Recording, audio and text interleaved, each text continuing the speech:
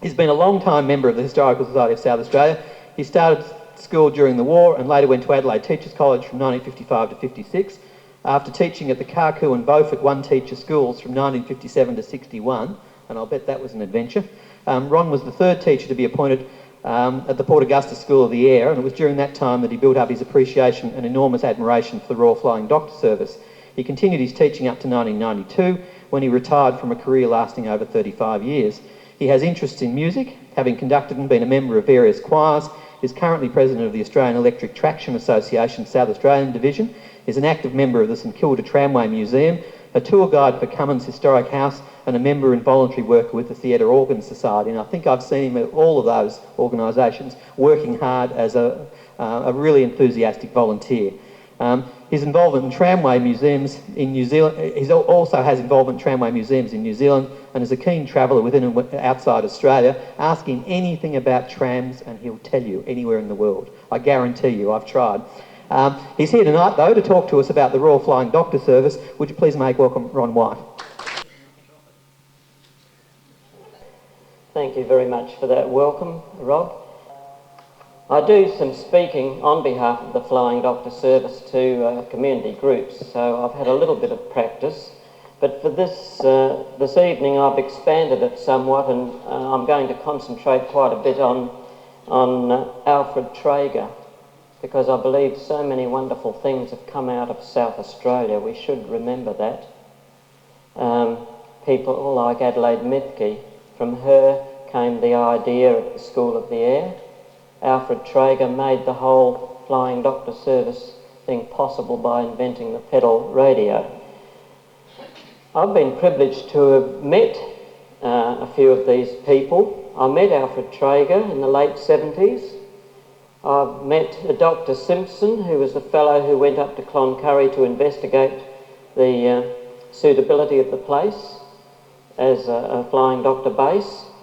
And I've met the fellow who wrote this book. And the book is the basis for what I'm saying tonight about Alfred Treager. It's Treager, the Pedal Radio Man, by Fred Mackay. Some of you may have heard or seen him on television earlier in the year when he had his 90th birthday. Fred came up to Darwin when I was working in the Northern Territory in the mid-60s. He came up to visit the United Church, and I was involved there, and we went out camping and Fred came with us. A great bloke, Fred Mackay. I don't pretend to be an expert on technical things such as radios and aeroplanes, but I'll answer what I can. First of all, I'll give a general idea of the Flying Doctor Service, and then I'll move on to Alf Treager in particular. The RFDS is an icon of Australia. If you speak to people anywhere in the world, they generally know about the Flying Doctor Service. The RFDS provides one of the most effective aeromedical services in the world, covering an area equivalent to Western Europe and combining three disciplines: aviation, communication and medicine. And whom does this organisation serve? Possibly you think outback people. You're wrong. It's anyone. Anyone living, touring or working in the area who needs medical attention. Now, even in the last week, there was that unfortunate young woman brought in from the River Murray area with the meningitis, and she unfortunately died. She was flown in from Renmark by the Royal Flying Doctor Service. Now, the news media generally say air ambulance. When you hear that, just remember it's the Flying Doctor. The Flying Doctor Service has run the air ambulance service for some 5 or 6 years now. Although at my age you start to lose track of the years, it might be more than 5 or 6. It used to be run by St John, and the RFDS took it over some years ago. How did all of this start? In 1911, the Reverend John Flynn was appointed by the Presbyterian Church to the Beltana mission as a patrol padre. The Smith of Dunnesque mission is still there in Beltana. He very quickly grew to love the rugged beauty of the outback, but he also saw the difficulties and suffering that this isolation created for the people living there. He travelled about on camelback.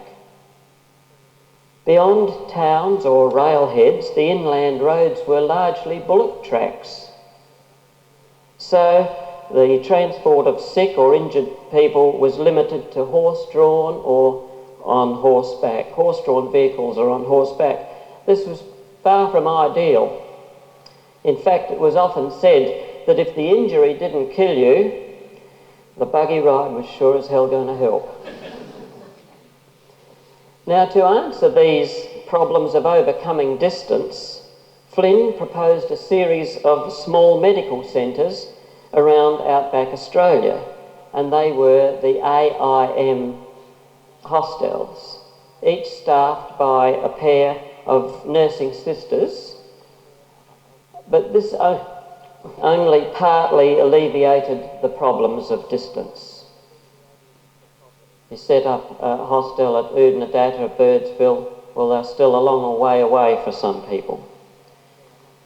John Flynn was very adept at harnessing the imaginations and energies of other gifted men in solving those problems of isolation. He wrote articles for his church papers and probably other journals and newspapers.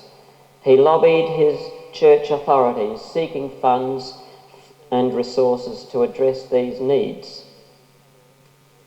The huge problem they had to overcome was one of communication, because apart from around large towns, there were no telephones, and telegraphic links were far and few between.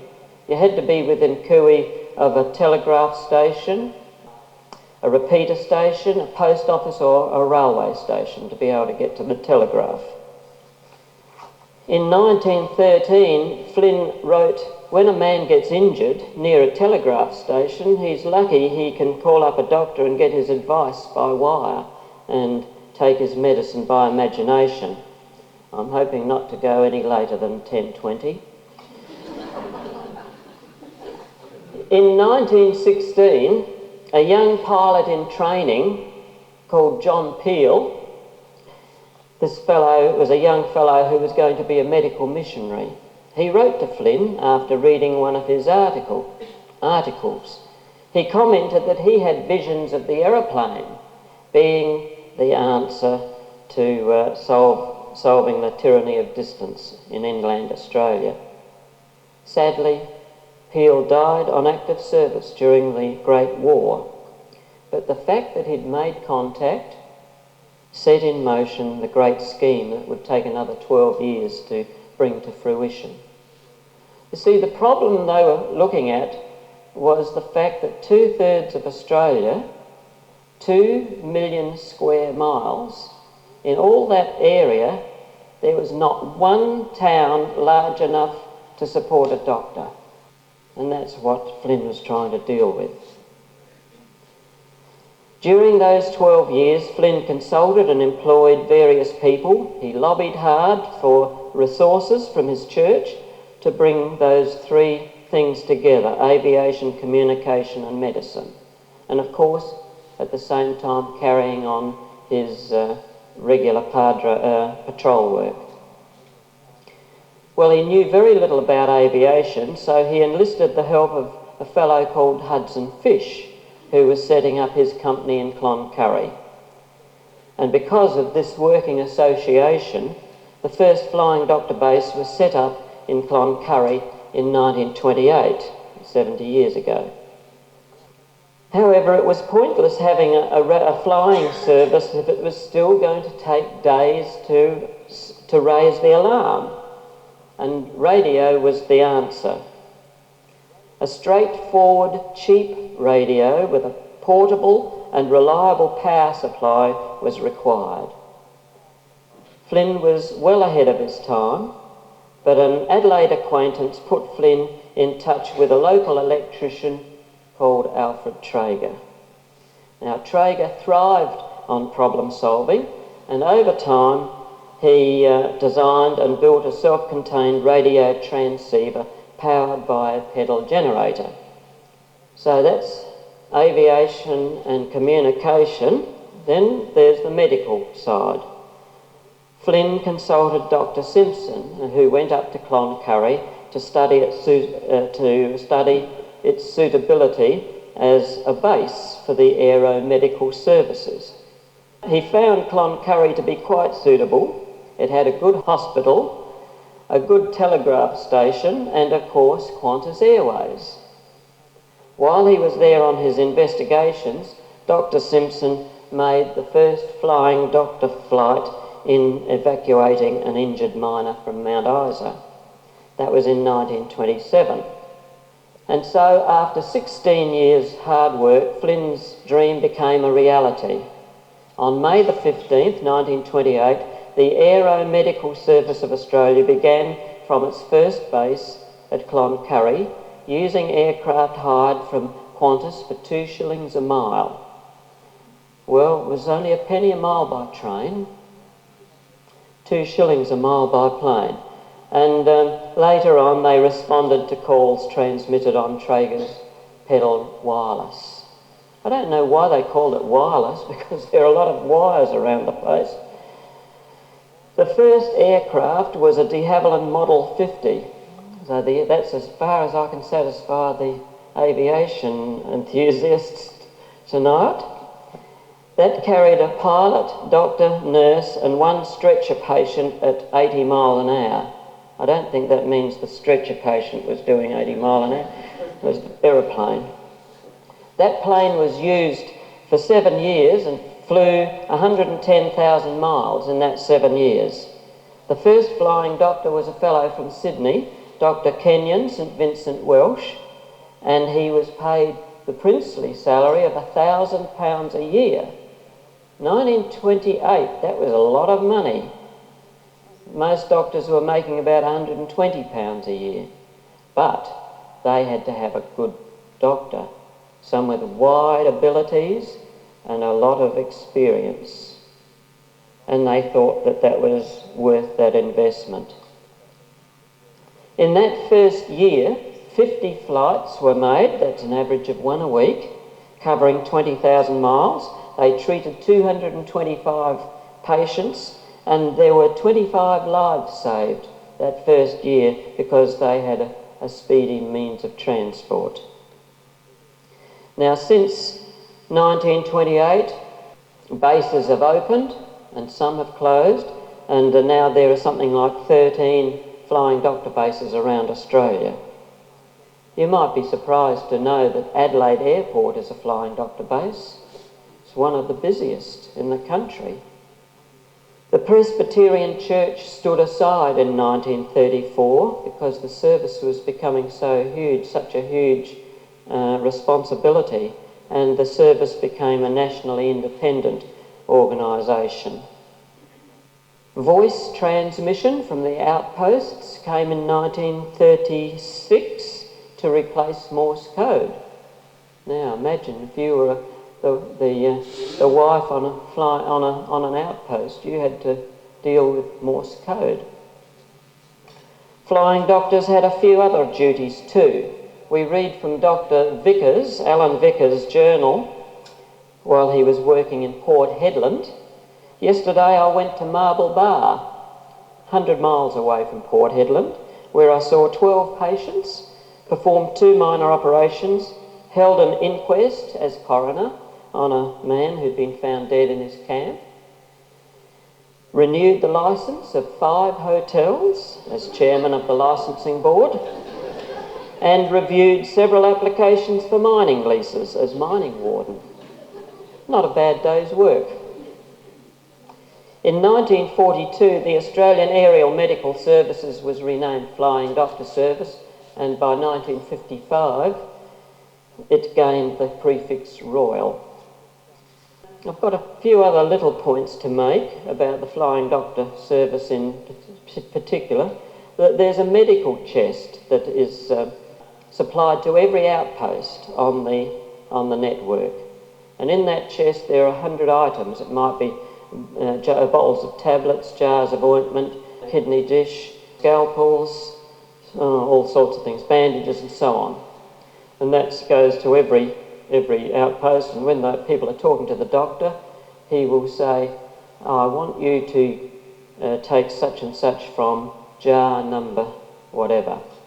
There's the story of this old fellow on an outpost calling in and talking to the doctor, and the doctor said, well, look, I want you to take a tablet out of bottle number 9 and take a tablet every morning and call back next week and let me know how you're getting on.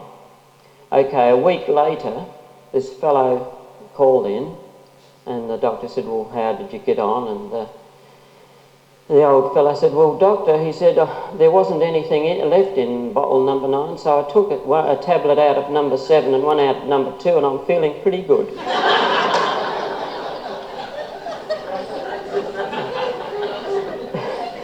Now, in that medical chest, there were some diagrams. These were the ideas of a nursing sister, because the doctor had to make diagnoses over the air without seeing the patient. And so the nurse thought up the idea of having a diagram of the chest. Now, if you've got a pain in the arm or in the neck or whatever, or a leg, it's okay. But when you think about the torso, there's a lot of ground to cover. Yes. And so a diagram was made with 12 areas. And then there was a diagram for the back. Now, so there was no mistake made at all. The diagram for the back was lettered A, B, C, D, E, F, G, H, I. So the thing that grabs me is the fact that ordinary people made this such a wonderful service. Someone working there at the grassroots thought up these ideas, and it all added up to a wonderful service. School of the Air started in 1951 at Alice Springs, and that spread like wildfire. I think the last one to open was probably Catherine, which I thought rather sadly wasn't tied up to a flying doctor base. I thought people got a lot of value from their transceivers. They got the doctor, they got telegrams, they sent their weekly grocery order by radio. I know, I used to listen to it before school started. The women had their CWA meetings, the children had school, they had their Junior Red Cross group, all sorts of things. And in the afternoon there was the galah session, which you'll hear more about later on. You may be thinking about government funding. Just about a month ago there were some changes made, and now the government takes full responsibility for paying for the operations of the Flying Doctor Service. Now, the service retrieves some of its expenses through if you're sent out, or if you're rescued by aeroplane, that's claimed from the hospital, or if you're transferred by aeroplane from one hospital to another, the claim is made to the hospital, not the patient. So that's part of a hospital's budget. But if the Flying Doctor Service decides it needs a new aircraft, it's on its own. It has to raise that money all by itself. No longer is there a subsidy. So the government pays for all the operations, but it removed the subsidy. So if it's $3 million for an aircraft, the Flying Doctor Service has to raise that. I mentioned Adelaide Airport as being one of the most important bases. The central section is the section that looks after South Australia and the Northern Territory. There's Adelaide Airport, there's a Port Augusta base, the Alice Springs base, and there's a clinic at Yulara. There's no aeroplane base there. I'm not sure that there's even a doctor based at Yulara, but there are medical personnel there who run the clinic that deals with medical problems within the settlement there. Now I'm going to move on to Treager. and this is what I call a lovely story. Fred Mackay says that Alf Treager's ingenuity gave a voice to the silent bush and, in practical terms, saved the Reverend John Flynn from failure in his dreams about the Flying Doctor. He says further that Alf Treager is part of the social history of outback Australia, and thousands of people owe him a debt immeasurable. Now, Treager was descended from well-known German families in South Australia, Schultzes and Treagers. His father and mother moved to Glenlee in the Dimboola Shire, where Alfred was born on the 2nd of August 1895. Hard work, church and strict but true discipline was part of his upbringing. After 16 years, the family moved back to Balaclava in South Australia. Alf was the son of an everyday farmer, having 2 sisters and a younger brother. However, from 6 years of age, he started to show a disinterest in farming activities, having a more technical bent. At 12 years old, he had set up a telephone line from the house to an implement shed 50 yards away, even crushing charcoal from the kitchen fire to provide the necessary carbon granules for the microphone. His father was aware of his son's unusual talents and enrolled him at age 16, which was in 1911, enrolled him in a 4-year mechanical and engineering course at the Adelaide School of Mines and Industry. And after 4 years, when he was 20, with his diploma course almost complete, he was reading Hertz and Marconi and developed a special interest in the mystery of radio. He became a radio ham. His first full-time job was with the MTT Hackney workshops. That was followed by a stint at the GPO as a mechanic and telegraphist. At age 27, he set up his own business at his parents' home in Kensington Gardens. They'd come from the farm at Balaclava. Hannon Brothers in Wakefield Street employed him as their electrical mechanic, winding and servicing generators for cars and trucks. He continued his hobby in ham radio and worshipped at the local Lutheran church. At 30, he still looked like a farm worker, unconcerned about social life, shy, unpretentious, and content with his daily work. Now, about the same time in the 1920s, we look at what Flynn was doing.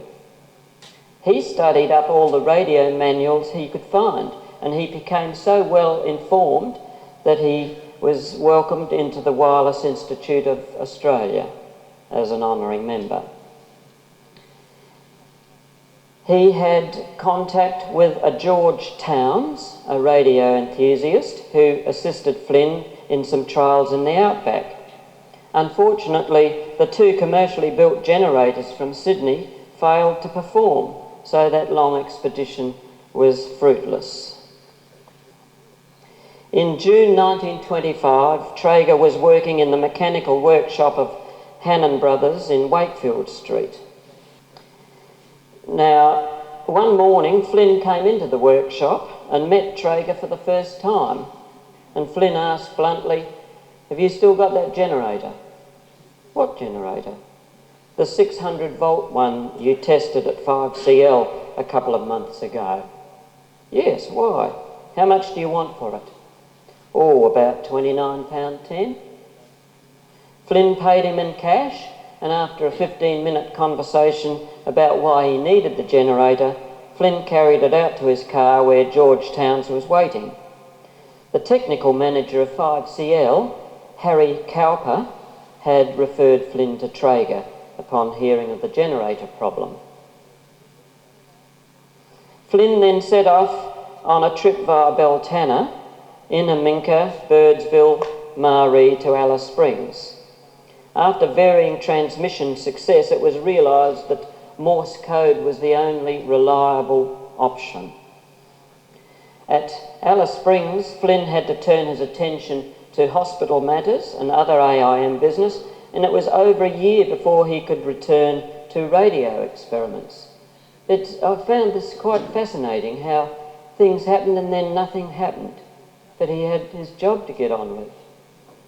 Another thing that amazed me was how they'd parked that Dodge at the back of a church manse and come back 2 years later and pick it up. It's still there. Perhaps no one else could drive it.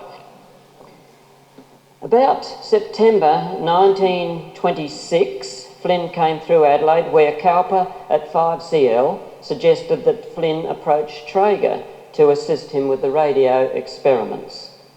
Flynn visited Treager at Hannon's workshop and offered him a job at £6 a week, which Treager readily accepted. And that was a fairly good wage in those days. In fact, we read that later on Flynn made sure that Treager was paid the same wage or salary as Flynn himself was. He regarded him as such an important part of the team. Ernest Fisk at AWA donated the experimental base station for Alice Springs. They were now ready to carry out an experiment, and it was going to be based at Alice Springs. Flynn, Cowper and Treager assembled 2 outpost radio sets and tested some batteries. So there was a base radio set and 2 outpost radios. Now, Treager, due to his Lutheran upbringing, was excited that one of the outpost radios was to be installed at Hermannsburg Aboriginal Mission. In October 1926, Flynn and Treager travelled by train to Oodnadatta, stacked up provisions at the AIM hostel and loaded the Dodge buckboard for the difficult drive to Alice Springs. At Alice Springs, behind the AIM nursing home, Treager installed a 32-volt lighting plant to power the experimental 50-watt mother station 8AB, which would transmit by voice on 88 metres. Now, voice transmission is described as telephony. So if I say telephony, it means voice transmission. The baby sets to be used at the outposts would transmit Morse code.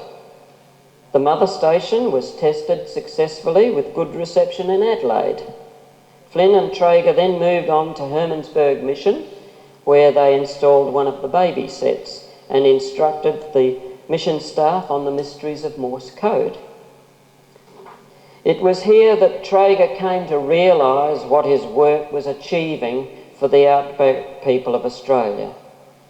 There was a 9-year-old Aboriginal lad, Edwin Pararulja, later to become one of the Namatjira School of Painters, and he attached himself to Treager, became his shadow, developing a kind of soul mateship with the radio man. The initial tests were disappointing because they brought no response from the mother station in Alice Springs. 5 days later, back in Alice Springs, they found that the operator in the mother station had inserted the wrong coil in the receiver. Treager sorted that out and then gave a call to Hermannsburg Mission and received Pastor Albrecht's erratic Morse code reply. Success at last. The other baby set was successfully installed at Altunga Police Station, about 150 kilometres east of Alice Springs. So 8AC and 8AD began a daily schedule with the base station 8AB. Now these radios, as you can see, were powered by cumbersome banks of wet batteries, and Treager realised that a more practical solution was needed to provide reliable service at station homesteads. A year later, Flynn and Treager were on their way to Longreach with radio equipment that Treager had developed. It was a transceiver worked by a midget hand-driven generator. Dr. George Simpson and the Reverend Andrew Barber had surveyed possible sites for a flying doctor and base and had settled on Cloncurry. They had left the buckboard at the Presbyterian manse in Longreach, where Flynn and Treager collected it and drove north on the Burketown Road. As they moved north, they experimented with the radio, Flynn turning the hand generator and Treager tapping the Morse key with success. That's quite an interesting story about that trip up that road towards Burketown, and there's a lot more fascinating detail in that book that ties up with other historical events in Australia at that time. It says there that he had an opportunity of studying the site where he could set up the first mother station, St Cuthbert's Presbyterian Church, Cloncurry, with adjoining engine room for electric light plant. In Cloncurry, they inspected that church site and demonstrated the two-way radio between Cloncurry and Harry Cowper in Adelaide, and had discussions with local officials before returning to Adelaide. Actually, they were there about Melbourne Cup Day, and they managed to pick up the Melbourne Cup broadcast with amazing clarity, which the crowd thought was wonderful. And I think it probably helped sell the idea of having a flying doctor base there in Cloncurry. 1928 was a year of big events. In February, Bert Hinkler landed at Darwin from London, and in May, Kingsford Smith and Ulm flew the Southern Cross from America to Australia. A fortnight earlier, Flynn's Aeromedical Service was established at Cloncurry with Dr. Welsh and pilot Arthur Affleck making the first official medical flight on May the 17th. Flynn and Treager with a party of helpers arrived there on 1st of July. So radio was not quite yet an element in that aeromedical service. Treager set up a 50-watt set powered from the 32-volt system behind the Presbyterian Church and sent a call to Harry Cowper in Adelaide. However, the results were not good enough for further trials to be made, so things were still not ready. The next 5 months were very significant. Treager wanted to have the wireless set up before Flynn went on an overseas holiday to Scotland in 1929. Treager remodelled the transmitter and receiver into the compact baby set we now call a transceiver. The whole Treager family got involved. They were a real family, and I know the father got up and was hovering around the workshop to help the lad whenever he needed it, and mother made sure that he had something to eat at the appropriate time, and the brother was lending a hand too. The hand-turned generator, Treager realised, was impractical, because if you're on your own, how do you turn a thing and send Morse code at the same time? So it would be impossible for one person to do. On his 33rd birthday, sitting up on a box near his workbench, Alf suddenly stood up, sandwich in hand, declaring, "I'm going to buy bicycle pedals." The Malvern Star Company supplied 24 nickel-plated bicycle pedals, and the Machinery and Electrical Company in Sydney constructed 24 generator units. By the 11th of November, the first pedal wireless was assembled, and Treager wrote to Flynn to come and see it. Flynn arrived on the 17th. Treager shyly said, "Well, there it is." Flynn, at his most emotional, said, "Mobs of thanks. Go home and get into your Sunday suit. I want to take a very important photograph." And so was taken this famous, well-known photograph. And then Treager set off with Padre Scott for Augustus Downs, 300 kilometres north. There they set up the wireless equipment, including the aerial poles, and Treager proceeded to train Mrs. Gertrude Rothery in The Secrets of Morse Code. He was a very shy man, very awkward with women, so it was quite a trial to have to work so closely with women for him, but he did it. On the 21st of June 1929, the first message was sent by Mrs. Rothery from Augustus Downs, the first flying doctor outpost, to Reverend Flynn in Sydney, and it was a telegram virtually just saying, "Thanks for starting this service." Within 5 months, Treager installed 5 more transceivers. So within 5 months there were 4 isolated stations, an outback hospital and an Aboriginal community that had radios. Those first radios he built with a timber body, but I think the termites helped change his mind and he eventually put them into metal bodies. There's an interesting excerpt I'd like to read to you, shows him as a part of his personality. The year did not end without its sad happenings. The baby set at Birdsville Hospital failed to function when Sister Maud Gilbert developed acute peritonitis. She had to be conveyed in a station truck to Boulia and then by police car for the rest of their journey to Cloncurry, a total distance of 640 kilometres by slow and rough roads. Sister Gilbert died in the Cloncurry Hospital 2 days later, and her grave in the local cemetery bears solemn witness to the grim battle that was part of the life of people in the outback. Treager was compelled to rush by car to Birdsville in company with the young trainee missionary Jessie Shackleton, who had recently arrived in Cloncurry to assist Padre Scott. Treager and Shackleton, after their long journey, went for a swim in the Diamantina River. Shackleton dived into the water and his body was later rescued with a broken neck. The Birdsville policeman conducted the burial service in the nearby Lonely Cemetery. The sensitive radio man went slowly back to the bush hospital in Birdsville's lonely main street. He spent a day putting the wireless set in full working order again and also installed a special additional receiver set that had been sent out.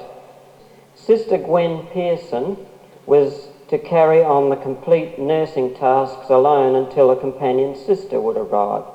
She found it difficult to hide her tears. This double tragedy was a deeply hurting grief. Treager felt the same. Before he set off alone on the return trip to Cloncurry, Sister Pearson wept on his shoulder. Alf was at last showing he could hold a woman in his arms and cry. This was a sad week. So this is part of Treager's personal development.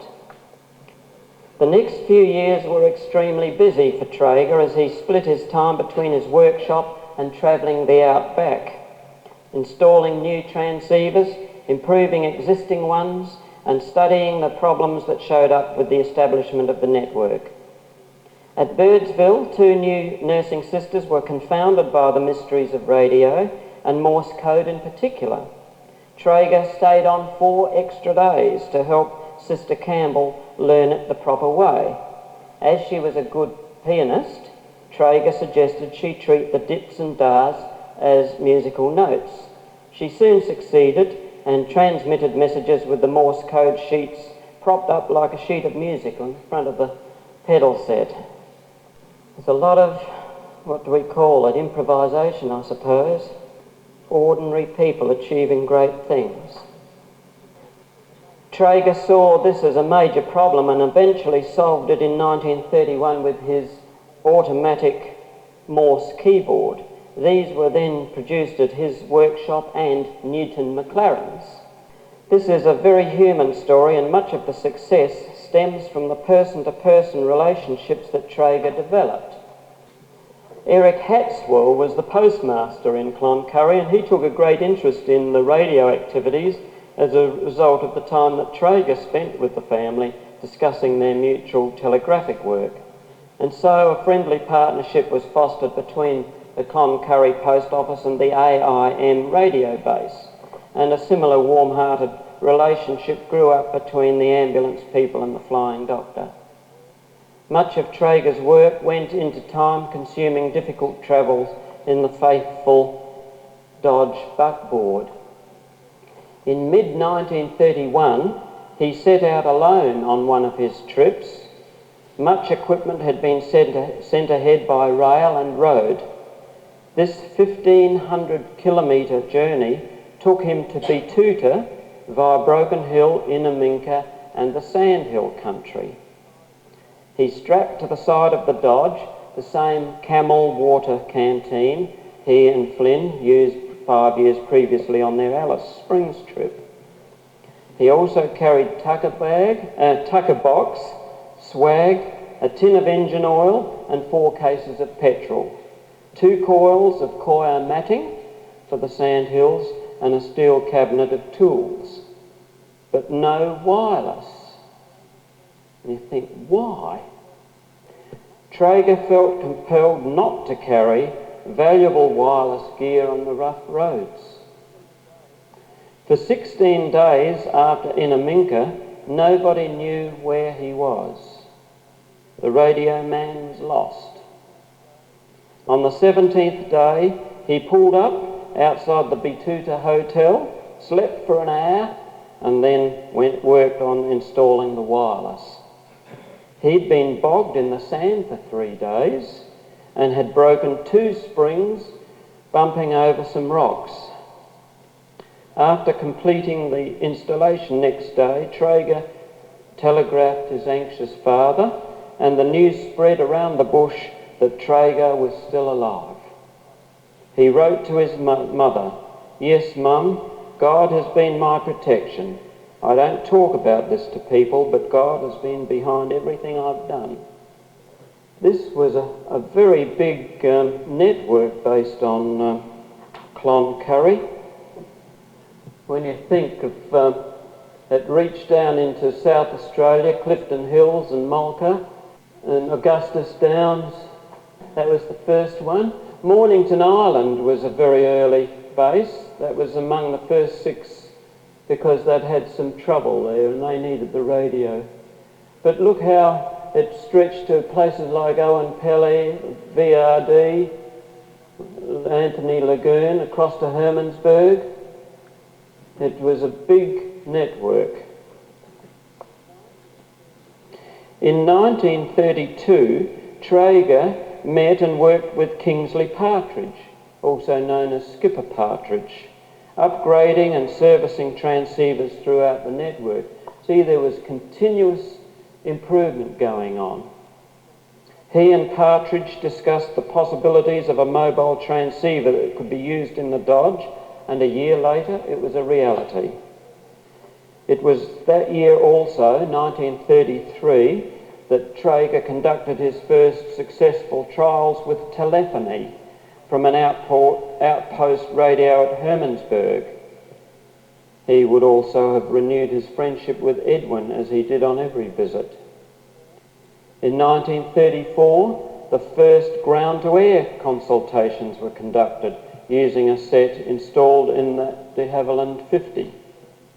By now, the experimenting was virtually over and the network had established procedures with a great demand for transceivers being felt. In 1935, there came a new tradition.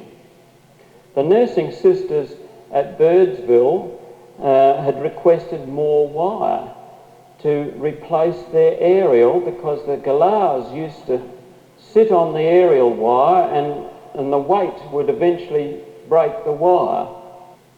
So Treager sent wire to them with a message that they could start a regular chat session for the women on the network. The PMG, Postmaster General, had just given permission for this to happen.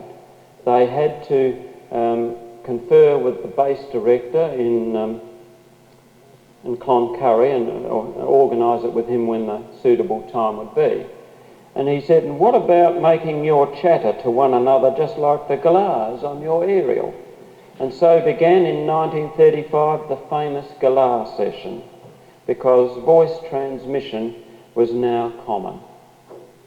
In the late 1930s, change came to Treager personally. His friends in the great enterprise were settling down.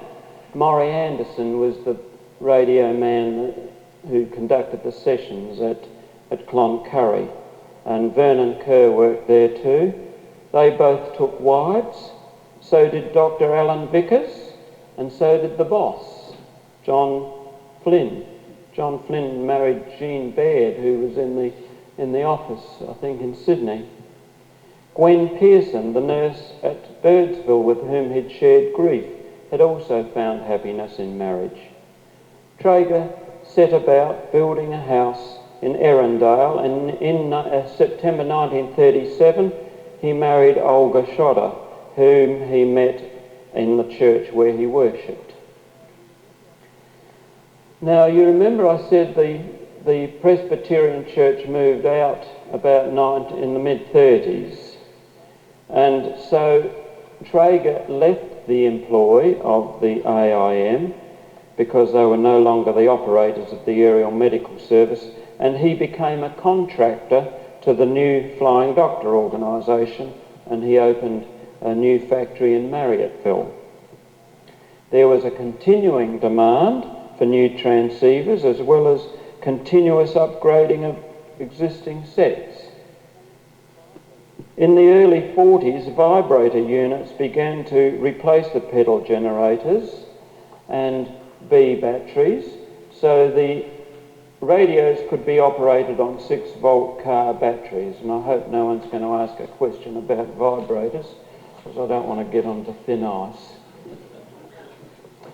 The Treager sets became strategically important during the Second World War, becoming military watchdogs, and Treager worked with Maury Anderson to technically support the network so important to our defence at that time.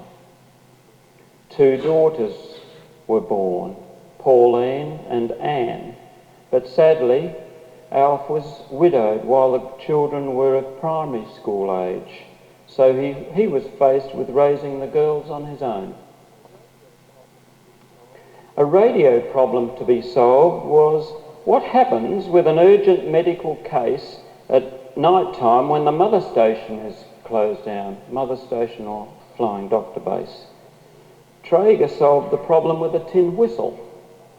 The whistle rang an alarm at the base when blown for a few seconds into the microphone with the transmitter in action. The base operator would wake up, turn on his transmitter and respond to the call. So the mantle of safety was there 24 hours a day. You remember I said that there was a nurse thought up the idea of the charts. That was Sister Lucy Garlick at Port Hedland. She came up with that idea. It worked so well that the charts were soon included in the medical chests. Flying Dr. Keith Sweetman of the Wyndham base and Dr. George Simpson of the Victorian Council were the instigators of the medical chest scheme. Now we get a further development in Treager's personal life. In family life, Saturday became a ritual tennis day. Pauline and Anne were keen players, following their mother's footsteps.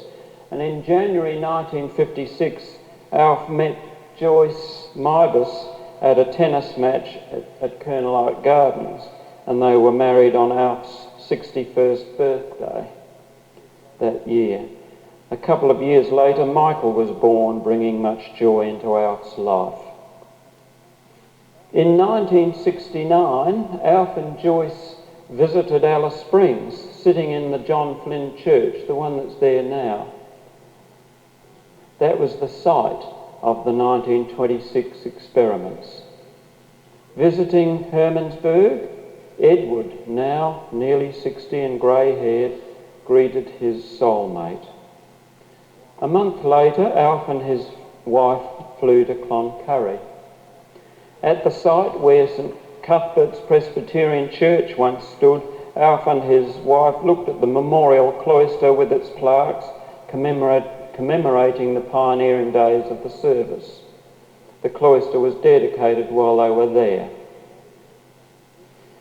In radio transmission, the single sideband was to be adopted worldwide by 1977, over a 10-year period. By that time, about 1967, the RFDS had 12 bases and 5,000 outpost transceivers to be re-equipped. There were two companies, Ilco and Codan, who won the contract in 1970 for this work, which cost over $500,000, paid for by the Commonwealth Government. In 1974, Treager, in his small factory with his team, built 20 new single sideband transceivers to be made available to needy people. The first one he wanted to go to Birdsville, nursing sisters. And this was the last job. Alf Treager became ill with cancer and the factory closed its doors. On Friday the 1st of August 1980, approximately 6,000 Flying Doctor transceivers throughout Australia received the announcement, Treager is dead. The pedal wireless man, 85 years of age, had died the previous day at his home in Roslyn Park.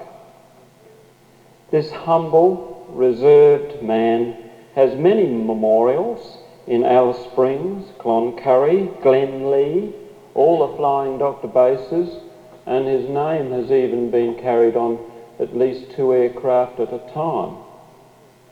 So he is remembered, and we're thankful for this man who, in his humility, achieved great things. Thank you. The Dodge. The Dodge was sold and they did lose track of it. It was searched for, but it's believed it ended up in Victoria somewhere. But radio equipment is still around the place on display in various places. I'd say there'd be several bases that have some pieces of equipment, and there's a museum at that United Church, the Flynn Memorial Church in Alice Springs, and I know there's some equipment in there. The Uniting Church has a copy, if that's the correct word, of the Dodge in its museum in Malvern Avenue, Malvern I guess it is, that was used for whichever celebration it was that was held at Beltana a number of years ago now. Yes. It is available for public viewing by appointment. Oh, right. That's interesting. The Beltana mission, I suppose, started about 1911, unless it was already in existence. He was appointed there in 1911. Perhaps it was the centenary of the mission. I suspect it may have been there in the 19th century. Well, if there are no more questions, we'll bring this part of the evening to a close, and I'll ask Morris Kane if he'll say a few words of thanks. Thank you, Rob. I guess most of us have thought of something of the outback. Some of us might have travelled in the outback at different stages. Perhaps some of you have travelled the Birdsville track when it was really a track. Nowadays, you would have to say it's just about a main highway. And so too with most of those major tracks, or so-called tracks, of the outback. But of course, when John Flynn went there, they were genuine tracks. You pointed the compass in a certain direction, you pointed your vehicle, whether it be a camel or a horse or one of the older type cars that we so envy the modern collectors of, and they hoped that they would get through. And of course, with the advent of the work of John Flynn, and of course the tremendous work that Alf Treager was able to achieve in bringing the communications part of the work of Flynn so much more readily available to the people of the outback, the whole outback really became something which today, of course, communication and travel is very, very much easier. But the hardships which Treager particularly went through, I think Ron has clearly shown us tonight what a great man he was. I suppose if you're American and asked who was the greatest inventors, you probably have most people say Edison, or some might say Benjamin Franklin, but most of them probably don't know much about Alfred Treager. And I think that the whole world, in fact, does owe a great debt to Treager, and certainly Australia owes a tremendous debt. It amazes me really that he was not knighted. He possibly was offered and refused, being the sort of person he was, as Ron has indicated to us tonight. But he was certainly a person that this country should never ever forget the great efforts he made on our behalf, and we thank Ron very much for bringing his story to us tonight, and I would like you to show your appreciation to Ron for that.